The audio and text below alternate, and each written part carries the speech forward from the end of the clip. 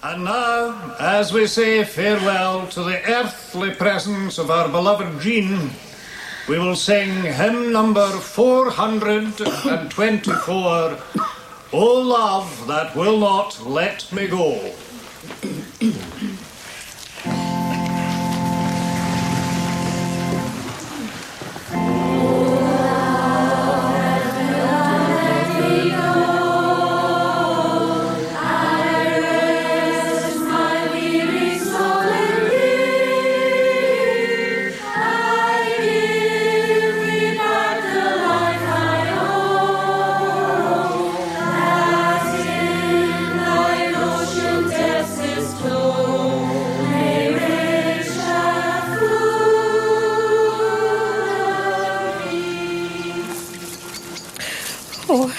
I'm going to miss your mum, dear. I miss her so much, I can't tell you. Oh, it's you, Mrs. Johnson. Thank you. Thank you so much for coming. Okay, dear. Mr. Henshaw. Oh, she's a lovely woman. Thanks. Bye-bye, dear.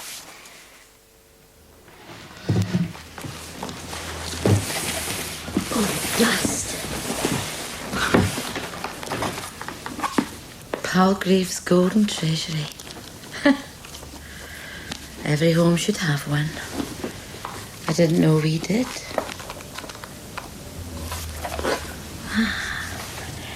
I remember the house where I was born. The little window where the sun came peeping in at morn. It never came a wink too soon or brought too long a day. But now I often wish the night had borne my breath away. Oh, come on. The sooner you get this done, the sooner you can go home. Palgrave's golden treasury. Not a lot of poetry round our house. Not that I can remember, not when I was growing up. Maybe I should take it back to Sarah. Little souvenir of your grandma, eh? Must have been Mum's. Oh, look. It was a school prize. She was so proud of you, Sarah. You two always got on like a house on fire. I know how much you're going to miss her. I'll miss her. Oh, Mum, I miss you so much. Where are you? God! A school photograph of us. There we are. God. And Miss Arthur and Mr. Shaw. And there's old Cairn Cross, look. In the middle of the back row. That's never us. It is, though. There she is, and there's me. Back row to the left. There we are. Take this, I should. Wonder if my lot would recognise me. Which one's Mum? Can you see me? Which one am I? That's us. Bernadette and Barbara. Barbara and Bernadette. Inseparable. So they said. So we thought. Thing is, we came from very different families. Darling, it isn't the end of the world. Darling, it isn't the end of the world. Don't say that. Don't say that. It wasn't the end of the world. It felt like it at the time. You've got your whole future in front of you. You've got your whole future in front of you. Oh, what's up with your miserable face? What's the matter with your greeting face? Jim! We won't say anything about this again. Do you hear me now? Wished. You've got your whole future in front of you. We didn't think that meant much. Because next week we'd be dead. The whole world would have blown itself to smithereens. The headlines outside the newsagent said so. War inevitable. Everybody was really scared. The grown-ups didn't talk about it, not in front of us kids, but we knew they knew it too. It was the end of the world. Tomorrow, the day after, next week at the latest. This was the time of Cuba. This photo here must have been before that. Must have been that summer, end of term. And the Cuban Missile Crisis was what? October. Well, look at the picture. Barbara and Bernadette are still joined at the hip. Friendship is still very much an item. This is the class of 62. Miss Arthur and Mr. Shaw. Heartthrob. Doesn't take much. Doesn't take much, not with a class of 14-year-old girls, does it? And there we are. Barbara and Bernadette. Bernie and Barb. Our mums were both called Jean. Funny that. But there the similarity ended. Barbara Proctor, the doctor's daughter, and Bernadette Griggs, one of those Griggs that breed like pigs. Bernie and Barb. Barbara and Bernadette. Did you ever have a better friend than she was? Say it's a Saturday night. A normal Saturday night. The Saturday night before President Kennedy put the shits up the whole world with his game of nuclear poker with the Russians.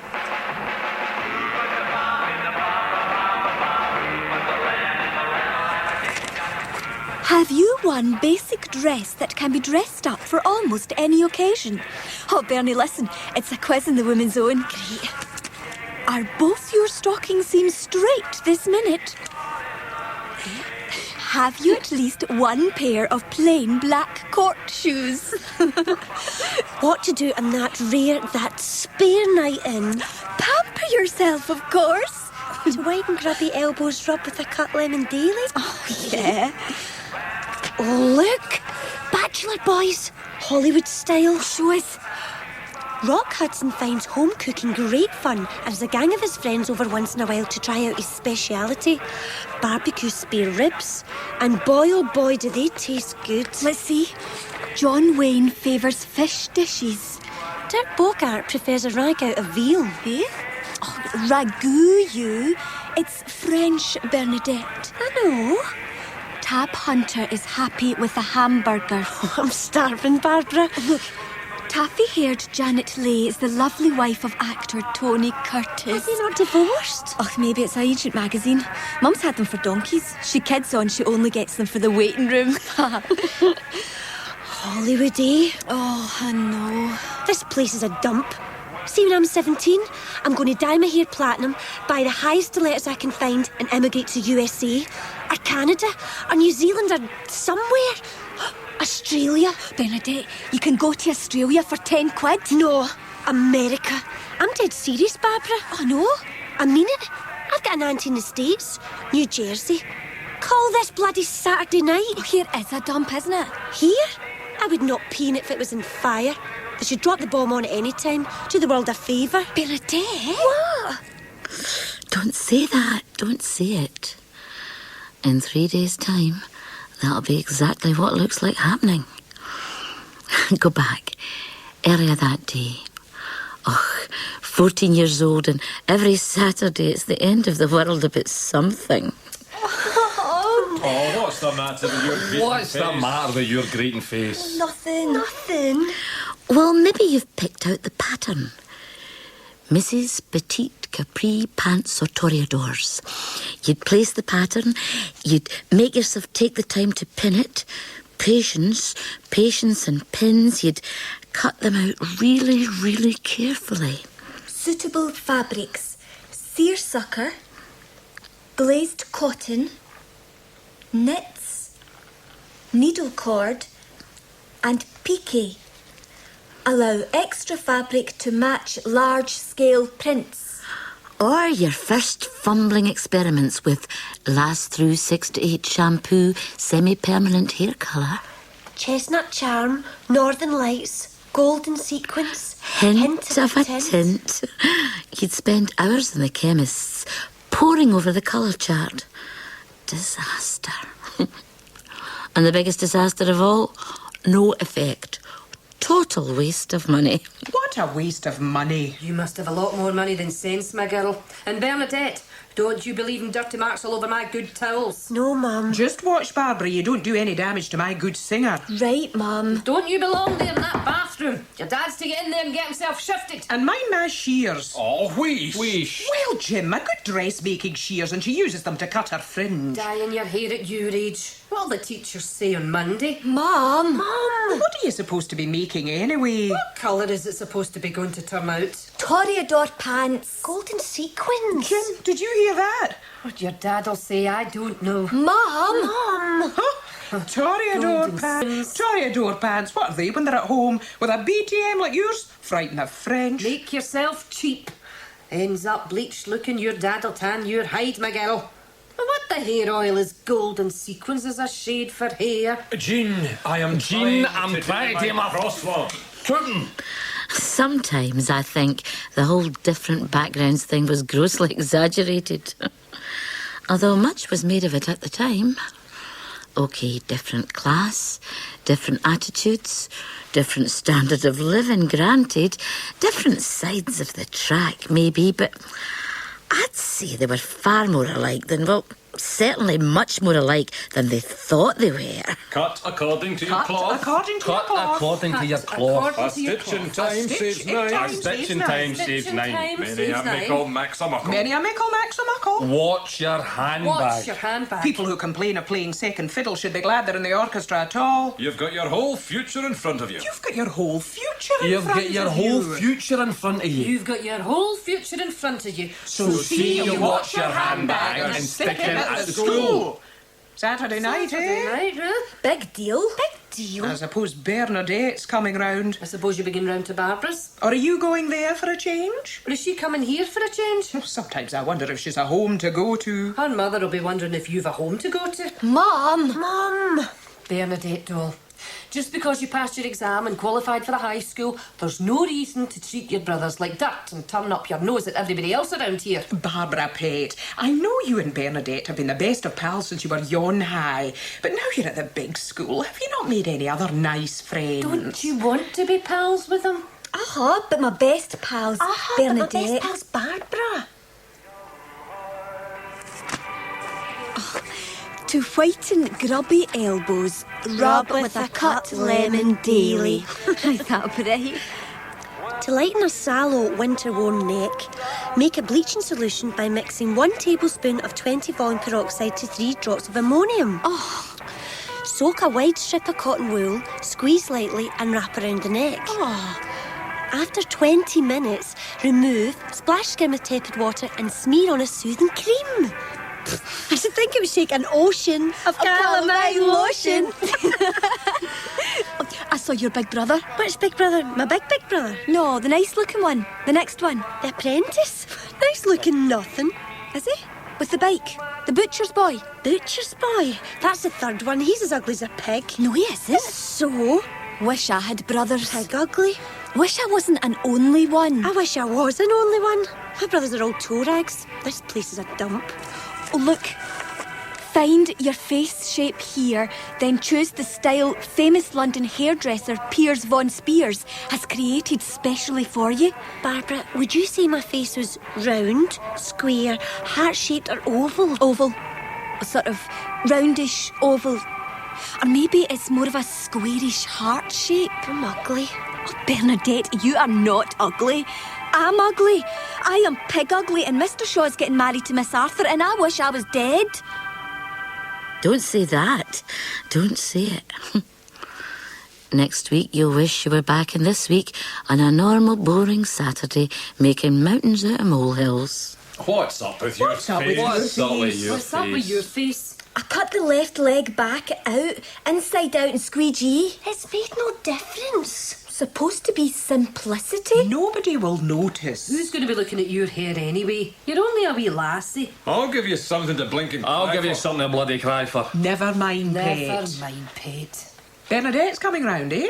You're going round to Barbara's? Where are you two going? Where yous going? Just to the dinner dance at the golf club in need of the Rotary. Just up the miners' welfare for a wee drink. I don't want to go. I didn't want to go. It'll be no night out for me. It'll be no night out for me. First, it was, where's his good black silk socks? I says, in your sock drawer beside your hankies. And I suppose I'm to come and find your cummerbund and your ready-tied bow tie for you, as per usual. No night out for me, watching them pour pints down their throats and arguing about outside lefts and inside rights and bloody goalies. No. It'll be no night out for me. It'll be no night out for me. But it was your dad. But it was your dad. He bought the tickets. Rosa Tralee came up first at the Dugs and he promised Jack Thompson he'd buy him a pint. And it will be a night out, It will be a night suppose. out, I suppose. A chance to give my silver shoes an outing. Shift myself for a wee change. And after all, it is Saturday night. And your mum takes off her apron, smooths her dress and birls.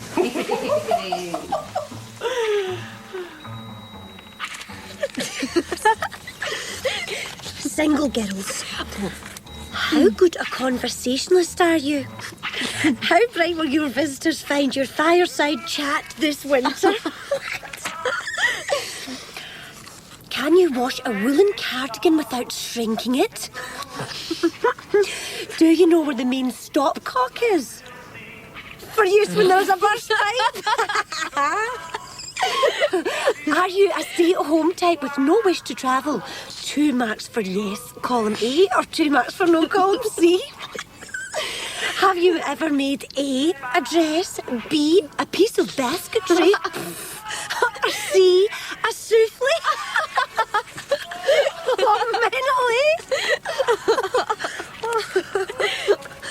Did you not put that rinse through your hair? Uh-huh. Did you not finish off your toreadors? All right, and Jackie Kennedy. But they'd never have suited me anyway. An arse like mine. Can you not notice it a wee bit? Oh, it is nice and shiny. Look, I think it's just a rumour about Mr. Sean, Miss Arthur. I hope it's only a rumour, for your sake. Is it stuff just a rumour? He is getting married to her.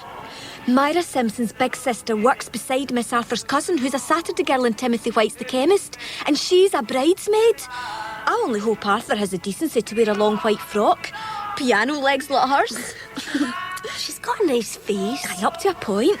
Hellish legs, you must admit it. I mean, I like her. I like her. I did like her till she got her hooks in Mr. Shaw. She's a good teacher. He's a brilliant teacher. Barbara, you're only saying that because you fancy him. I don't. You do. I don't. Not really. Barbara, I did do until I knew you did. And then I decided you could because you've more chance with him than I do. Bernadette, he's getting married. And you're my friend. Barbara, we can't go around fancying the same people as each other anymore. It just doesn't work out. So he's getting married, that's nothing to us. Married, not married, that's not in our universe. But 2 best friends, Barbara. 2 best friends in love with the same man. Disaster. Can you do that, Bernadette? I don't think you can just decide about feelings. That's not how it works. Oh, yes, it is. That's exactly how it works. Feelings is a decision. I don't know.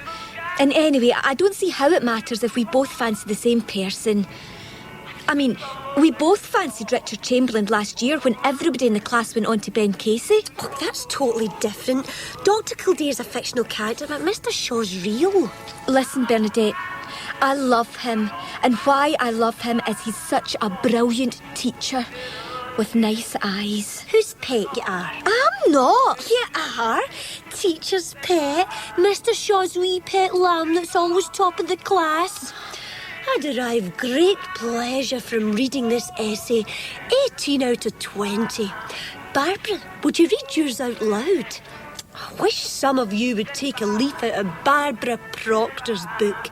Barbara Proctor this, Barbara Look, Proctor drop that. it, will you, Bernie? He's getting married. Are you sad?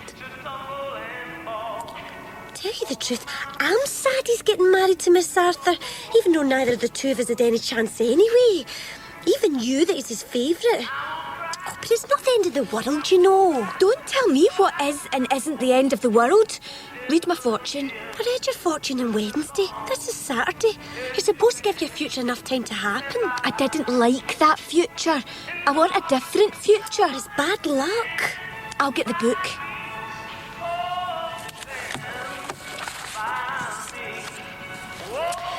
Your fortune in the cards.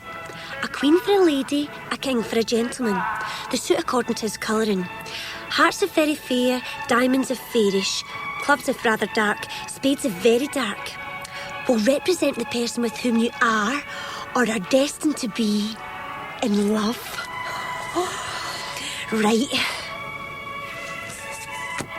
5 of clubs. A quarrel with a friend or at work. At school, we don't go to work. A quarrel with a friend or at school. 7 of spades. Injustice. 9. Danger or risk. 9 of diamonds. News good or bad depending on the cards next to it. The ace of spades. Reversed. 2 days after Bernadette wished the bomb would fall in this dump and Barbara wished she was dead and they brought bad luck on themselves, tempting fate by asking for a different fortune too soon, it really began to look as if they were about to get their wishes. On Monday night, after the Archers, they announced on the radio that President Kennedy would address the American nation at midnight our time on a matter of the greatest national urgency. He told how Russian missile bases were being built on the island of Cuba, just 90 miles off the Florida coast, easy striking distance from American soil. The purpose of these bases can be none other than to provide a nuclear strike capability against the Western Hemisphere. The United States were united in their hatred of Cuba, communism, a revolution, and a man called Castro, and very, very frightened by his alliance with Russia. Is capable of striking Washington, D.C., the Panama Canal, Cape Canaveral. Kennedy demanded the withdrawal of Soviet offensive missiles from Cuba and imposed a naval quarantine. That was the word he used. A strict quarantine on all offensive military equipment under shipment to Cuba is being initiated. Then it got to the bit where you knew it was really scary. It shall be the policy of this nation to regard any nuclear missile launched from Cuba against any nation in the Western Hemisphere as an attack by the Soviet Union on the United States, requiring a full retaliatory response upon the Soviet Union. It sounds like that'll be the balloon about to go up. That sounds like that'll be the balloon about to go up. What balloon? What balloon? Never mind. Never mind. Wheesht, Jim, in front of Barbara. Oh, wheesht, Frank, you'll have all the wains terrified out of their wits. You knew there was going to be a war and they knew there was going to be a war, and all the bad dreams you'd ever had about the atom bomb and the 4-minute warning and the noise of the sirens when they tested them, it was all coming true at last. That Khrushchev. We should have sorted out the Russians at the end of the last war. Ah, bloody Kennedy. He's going to get us all killed trying to get himself re-elected president. Next morning, the newspaper headlines were all big black letters and the words crisis and Cuba. Yeah, everything on the surface was absolutely normal and you just went to school as usual. On the third day, the scariest day so far of the Cuba crisis, we went to Miss Arthur for modern studies. Jim! Frank! Do you hear that? Do you hear that? Modern studies. And what's that when it's at home? It's a mixture of geography, history, economics. At least it sounds like something useful. And no yon bloody Latin and Greek dead languages carry on. Oh, economics. Economics? Oh, you know all about economics. You tried to keep you lot in school shoes on what they pay your father. It's a mixture of geography, history, economics and current affairs. Oh, well, what did the poor child know?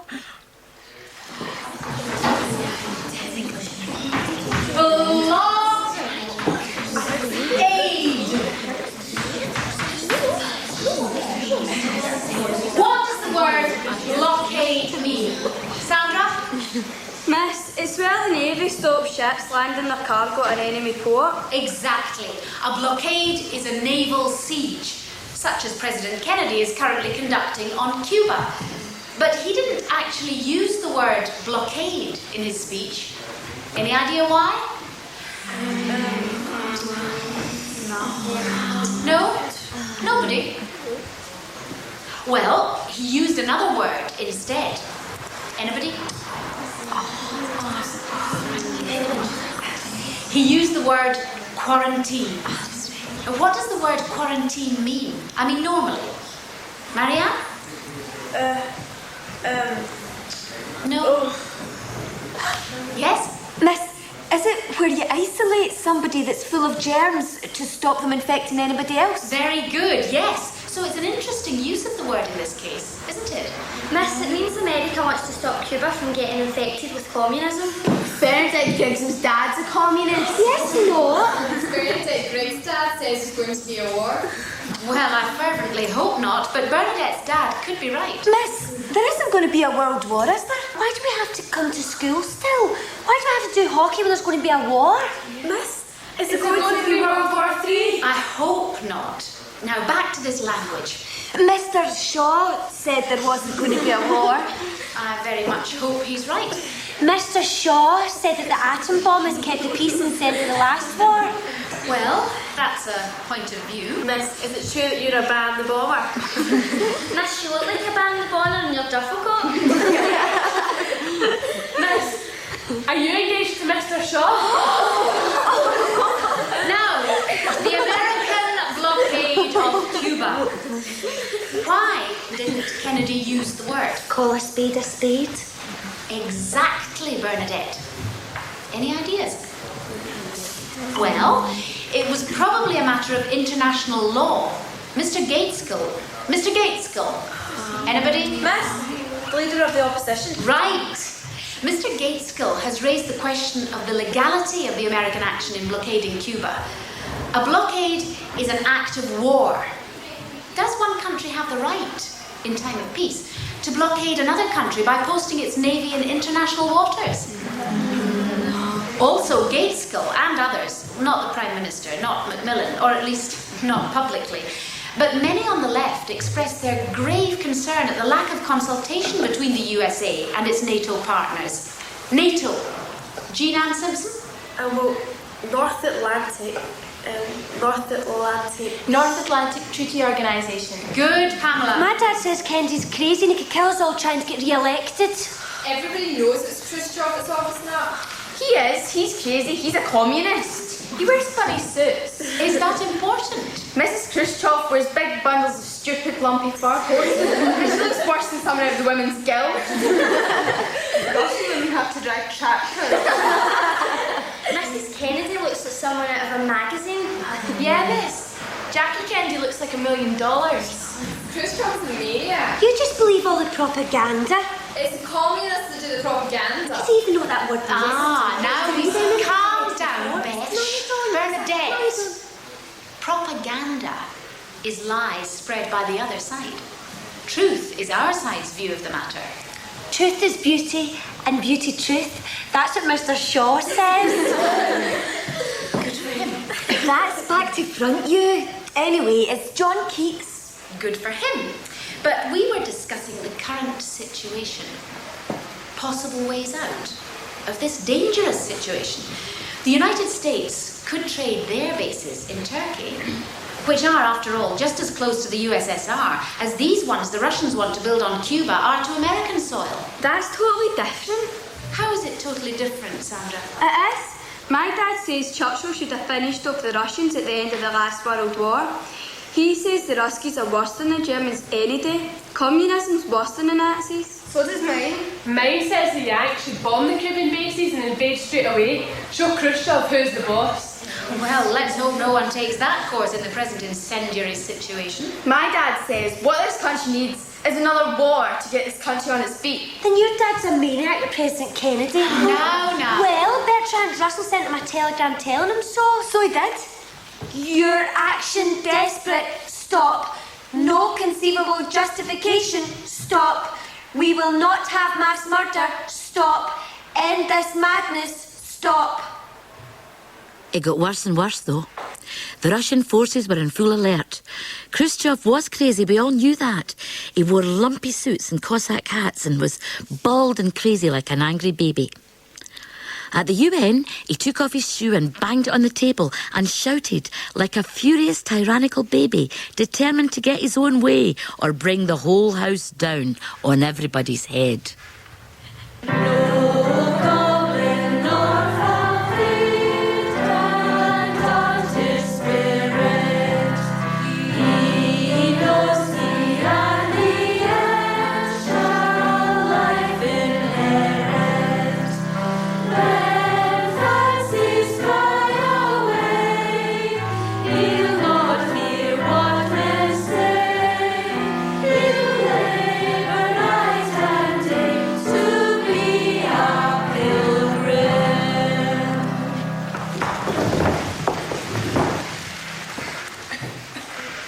Let us pray.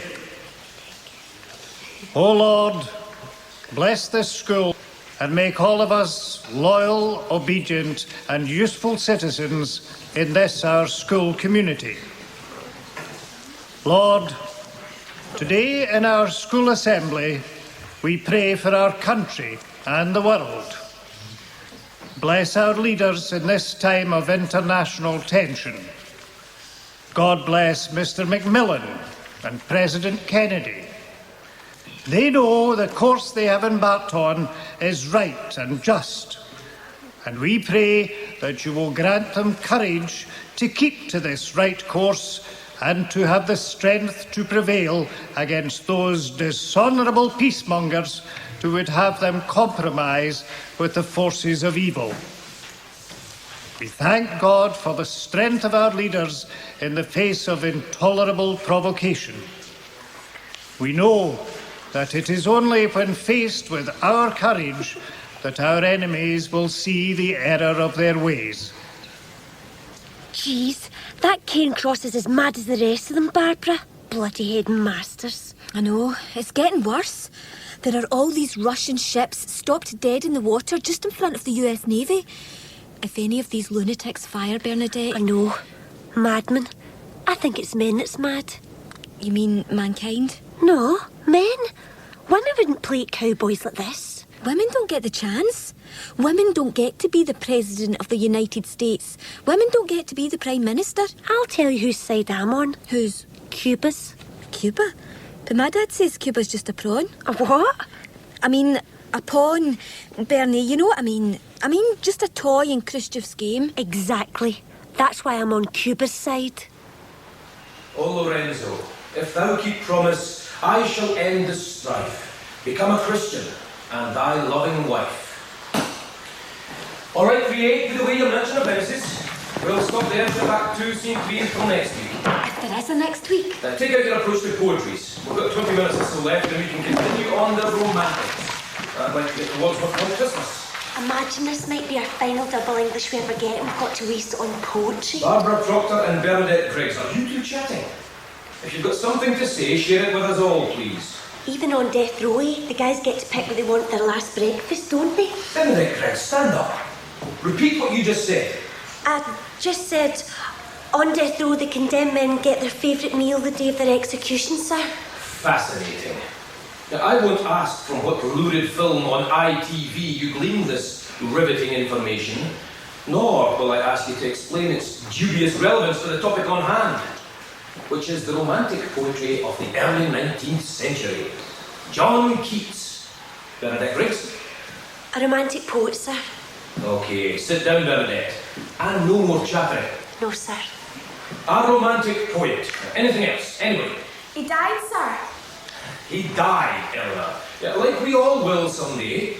But yes, John Keats died very young, at the age of 23, of consumption. But not before writing some of the finest, most beautiful, sensuous poems in the English language.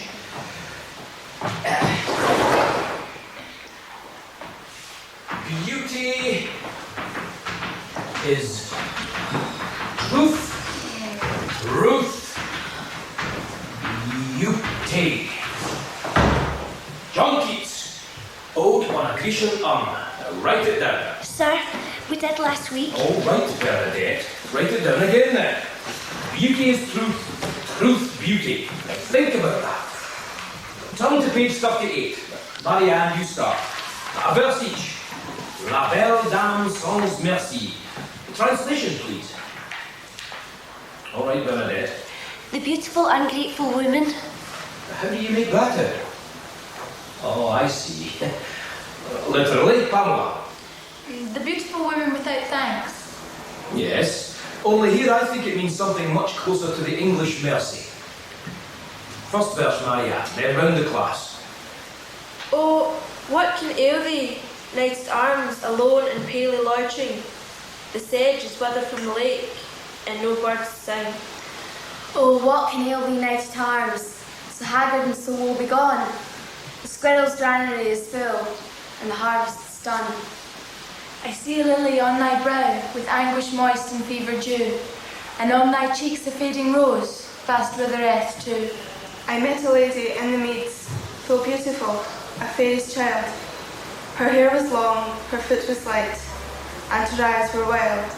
I made a garland for her head, and bracelets too, and fragrant zone. She looked at me as she did love, and made sweet moan. I set her on my pacing steed, and nothing else saw all day long, for sideways would she lean and sing a fairy song. She found me roots of relish sweet and honey wild and manna dew, and sure in language strange she said, I love thee true. She took me to her elfin grot, and there she gazed and sighed full sore, and there I shut her wild, wild eyes with kisses for.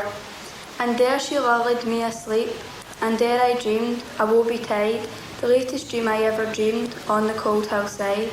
I saw pale kings and princes too, pale warriors, death pale were they all. They cried, La belle dame sans merci, hath thee in thrall. I saw their starved lips in the gloam, with horrid warning gaped wide, and I woke.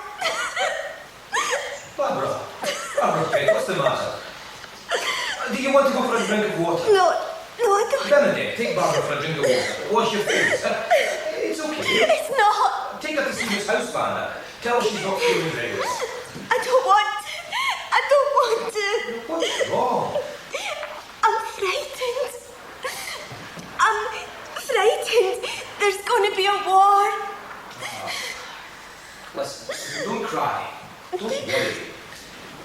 I don't think, really, we have anything to worry about. How many of you have been worrying themselves about the international situation? All of you? What, every single one? Well, the situation's not good. I wouldn't pretend otherwise, but... Sir, I read a book about Hiroshima, the atom bombs they dropped at the end of the war. The people were turned to ashes. They were as thin as photographs burned onto the buildings, like printed shadows on the brick and stone. And in Nagasaki, a man saw a burning horse in the heart of the city, and its foal ran by its side, and there was no skin or flesh on it, just bare sinews and muscles, and his eyes peeled, and his mouth screaming. God, what are your parents thinking about letting you read a book like that? Sensitive girl like you. It's really going to be a lot, sir. Now, I really think, honestly, that this is a game the world leaders are playing. They know exactly how far to go. They can take it right to the brink, then go back. Look, they don't want a war either. That's the last thing they want. But, sir... Look, a nuclear war is one nobody can win, and they know that. Nuclear weapons have probably saved world peace ever since the end of World War II, because it's a balance. No one could win. They won't do it. Are you listening to me? I'm not frightened, and I assure you I am one of the world's great cowards. Come on, dry your eyes. Barbara, are you all right? Yes, sir. Good. You're feeling better? Good. Now, well enough to read? Yes. Excellent. Now, will you read for us till the end of the poem? I saw their starved lips in the gloam, with horrid warning gaped wide. And I awoke and found me here on the cold hillside. And this is why I sojourn here, alone and palely loitering, though the sedge is withered from the lake and no birds sing. In October 1962, at the height of the Cuba crisis, we hid, after the Thursday after-school chess club, in the toilets where the cleaners had already been, and waited till the school emptied. Then we found ourselves in the gloom outside the headmaster's office. Headmaster, Mr. J.K. Cairncross, M.A. In gold letters. I'll gold letters him. Bernie, have you ever stolen anything before? No. Me neither. Not even when you were wee? Sweeties out of the newsagents? No. My big brother, when he was wee, 2 Mars bars, and the policeman brought him home by the ear. My father kicked his arse for him and it put us all off. I enjoyed it. So did I. Woolworths was the easiest, but these card paints at Halford's are the best. Brilliant colour. Were you scared? No. Where did you say you were? I said I was going to yours to do my homework. What did you say? I said I was going to yours. Barbara, do you promise? Yes. Blood sisters? It doesn't hurt. Do it. Take the knife, cut your thumb, mix the blood, let it drip. Blood sisters till the end of the world. Amen. And one single drop of our red blood hit the floor. Me first. C U B A. Now you, Bernadette. You Ba Libre. What's that? Free Cuba. I wish Kennedy and Khrushchev would leave it alone and let them have the revolution and their Fidel Castro and his Havana cigars. Shh. What? There's somebody coming. There is. Hide. Where? It's Mr. Sean, Miss Arthur. Shh. What the hell is going on? Looking back now, I suppose Mr. Shaw and Miss Arthur had stayed late at school to make love. After all, Mr. Shaw lived with his widowed mother in a bungalow down Orchard Drive. Everybody knew that. Miss Arthur, well, no doubt she had a similar impossible domestic parental situation. Mr. Shaw, as head of department, had a walk-in book cupboard with an armchair and cups and an electric kettle. I had seen all this when I was sent once to collect a set of Far From the Madding Crowd. No doubt he'd a tartan picnic rug too, and an old one-bar electric fire. I've made happy love myself in far more uncomfortable situations. And it's true what they say about sex and death, isn't it? We were very close to death that week. Anyway, I could tell they felt caught out themselves, catching us. Stuart, just let them go. Think about it. Better off, from everybody's point of view. We weren't here. We saw nothing. Girls, what on earth is the meaning of this? Are you crazy? How are you going to get out of the school anyway? You were locked in. I don't know, sir. You don't know. What? Has the whole world gone mad? I think that's rather the point, Stuart. She dragged him away to one side. We just stood there. But we could hear every word they were saying nevertheless. They are really, really upset. They are upset. Hell, Joyce, we are all upset. I'd never have believed this. Two of my very best pupils. They won't do it again, Oh, Stuart. by God, they won't. Joyce, we have to report this to Cairncross first thing in the morning. God, Give no. me your keys, Stuart. What? Give me the car keys. Joyce. I'll drive them home. They're upset. Go to the Royal Oak. I'll meet you in the Royal Oak later. we must come to school as usual and that everything would be all right. Capite nunc Tauri, Sandra Miller. Bill, sir. She said it would be okay. Miss Arthur's magnificent. Capite nunc Tauri de septum montibus herbas dum licet. Seize while you may, O bulls, the grass of the 7 hills. They'll tell. They're bound to. 7 hills. Susan Lockwood. Oh, it doesn't matter. We'll be dead next week. Like Bertrand Russell says. 7 Hills of Rome, sir. The Russian ships have changed course. It said it on the news this morning. 7 hills of Rome, precisely. For, as we see, hic magnae iam locus urbis erit. Glimmer of hope. That's what it said. Maureen? No. No. Gina? I think there is no hope, and there is no hope they won't report us. Here's the place for the great secretary. Erit, Gina. Erit. They're teachers. Future tense. I think we're safe. Future tense. Here shall be the site of a great city. Roma tuum nomen. Rome, your name. Looking at this way, Barbara. What were they doing in the school together so late? Militat omnis amans et habet sua castra cupido. Lovers are soldiers all, in Cupid's, literally in Cupid's camp, in Cupid's private army. Imagine, Barbara, if the bomb fell and you'd still never ever done it. Lovers are soldiers all in Cupid's private army. Ovid, the great Latin poet. Messenger approaches. Please, Mr. Prentiss, Mr. Cairncross was to see Bernadette, Griggs and Gerda Proctor right away. Right away? What have you two been up to, eh? Gerda Proctor, Bernadette Griggs. To the headmaster's office. Ut erat sacer agnus ad arras.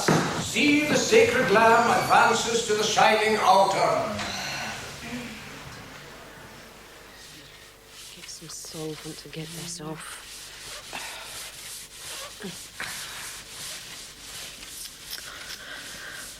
At the headmaster's office, Mr. Shaw was inside with Cairncross. Behind closed doors, well, they would have been closed, but 2 cleaners were attacking our lovely graffiti with soap, water and strippers, so they stood wide to the world. And we could hear every word. Sit down. You two sit down out there until I'm ready to deal with you. Mr. Cairncross, I really think this has been a case of one weak pupil being led astray by a stronger and far more wicked nature. Barbara Proctor is a very sensitive girl, a very gifted pupil. I don't think I've had a better in all the years I've been teaching. The doctor's daughter, DrJim Proctor's daughter? I know him well. Play golf with him. Her mother is a distinguished former pupil of this school, you know, captain of the school in 1938-39. I know that because it was the year after I pipped Jim Proctor to the post for Doctor of the Boys High. I used to dance with Jean at the tennis club dances when I was home and leave during the war. Who's the other girl? Bernadette Griggs. Griggs? I don't know any Griggses. Miss Arthur came along then. She went white when she saw us. She came and stood beside us, outside the headmaster's open door.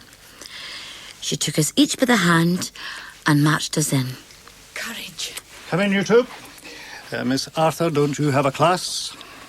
Miss Arthur still held us both by the hand. The 3 of us stood in that study. Not right now, Mr. Cairncross. I've got a free lesson. Don't you have some marking? Don't punish these girls. Miss Arthur. Joyce. I warned you, Stuart, and I meant it. Here's your ring. Joyce, for goodness sake, this is neither the time or the place. Take it, or I'll throw it on the floor. Take it. After the longest time, Mr. Shaw took the ring and put it in his pocket. Miss Arthur, leave us, please. I have something to discuss with you later. I have had complaints. Complaints from several parents about you frightening the girls and political indoctrination. I resign. Headmaster, I wish to give in my notice.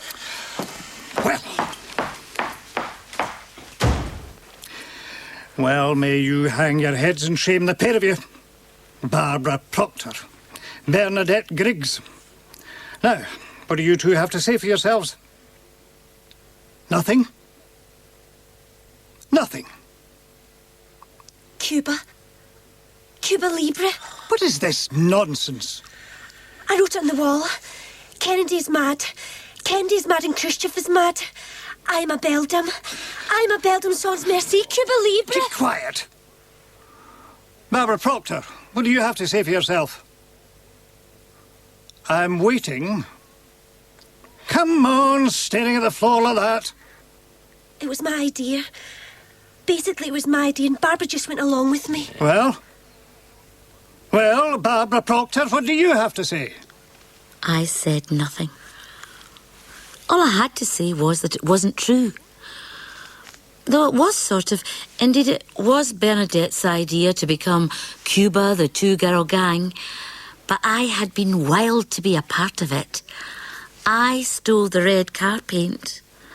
I made the first mark on Cairn Cross's door, and I was severely disciplined. My parents were called in.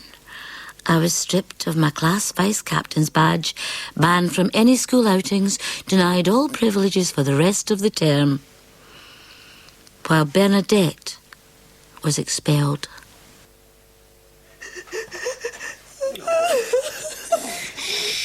Darling, shh, Barbara. It isn't the end of the world. Never mind, darling. Oh, Bernadette, it's not the end of the world. Come on. It wasn't. Cuba fizzled out. Touch and go, everybody said that. We'd been hours away from Armageddon. If Khrushchev hadn't withdrawn on Sunday... But they did. And the crisis was over, in exchange for a promise that America would never again invade Cuba. And, unofficially, for some of those American bases in Turkey. The important thing was that nobody was to lose face. In America, it was to be victory for Kennedy, and in Russia, victory for Khrushchev. Bernadette and I were never friends again. When we were forced to pass each other in the street, she would look through me and I would just look away. Usually she would be with some other friends of hers from the rough school. But to this day, any time there's anything on TV about Kennedy, whether it's about him and Marilyn Monroe or another theory about who it actually was that pulled the trigger that fired the fatal shot that killed the president in that motorcade in Dallas, every time I think of Cuba and Bernadette, I think of her as La Belle Dame sans merci. I met a lady in the meads, full beautiful, a fairy's child. Her hair was long, her foot was light, and her eyes were wild.